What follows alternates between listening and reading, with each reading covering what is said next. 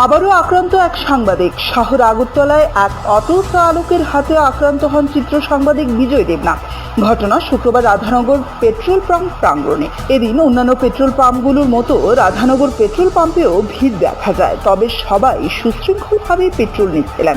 এমন সময় রাধানগর অটো স্ট্যান্ডের এক অটো চালক অটো নিয়ে পেট্রোল পাম্পে তেল নিতে আসেন। তিনি গায়ের জোরে বাইকারদের লাইন ঠেলে অটো ভেতরে নিয়ে যেতে চান। তখন এক গ্রাহক এর প্রতিবাদ জানান। অটো চালক ওই গ্রাহকের সাথে দুর্ব্যবহার করেন। ওনার পেছনেই লাইনে দাঁড়িয়েছিলেন সাংবাদিক বিজয় দেবনাথ। তিনি অটো চালকের ব্যবহারের তীব্র প্রতিবাদ জানান। এতে আরও ক্ষিপ্ত হয়ে অটো চালক পাশে দাঁড় করানো একটি বাইক থেকে হেলমেট নিয়ে বিজয় দেবনাথের ওপর ঝাঁপিয়ে পড়েন। তার কপাল এবং মাথায় আঘাত করেন। এতে রক্তাক্ত হন সাংবাদিক বিজয় দেবনাথ। খবর পেয়ে অন্যান্য সাংবাদিকরা ঘটনাস্থলে ছুটে যান। ততক্ষণে পরিস্থিতি বেগতিক বুঝে ঘটনাস্থল থেকে কেটে পড়েন অটো চালক।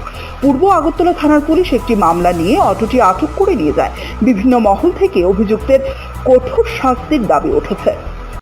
ট্রেনের সাথে একজন লোকের সাথে দাঁড়ায়, আমরা যখন এখন পেট্রোলের ক্রাইসিস চলছে তো সবাই লাইনে দাঁড়ানো পর্যায়ে একটা অটো ক্রসিং করতে চাইতেছে। যখন ক্রসিং করতে চাইতেছে ওই লোকটার সাথে দুর্ব্যবহার করতে, আমি মানুষ হিসেবে ওনাকে বললাম যে দাদা এইভাবে তো ব্যবহার করতে নেই, কারণ হচ্ছে সবাই তো লাইনে দাঁড়িয়েছে, সবাই তো তেল নিতে দাঁড়িয়েছে, আপনি একটু অপেক্ষা করুন, তারপর অটো ক্রসিং করুন। তাই না মানতে পারছি না, তাই না ওখানে এখান থেকে ক্রসিং করতে লাগবে। ওই লোকটার সাথে দুর্ব্যবহার করে আমি যখন প্রতিবাদ করছি আমার সাথে এইভাবে আক্রমণ করে মারধর করে চালাতে। আপনার নামটা? বিজয় দেবনাথ। বাড়ি রাধানগর। এখানে কেন আসলেন? এখানে তেল নিতে আসলাম। Bureau report, CNA TV.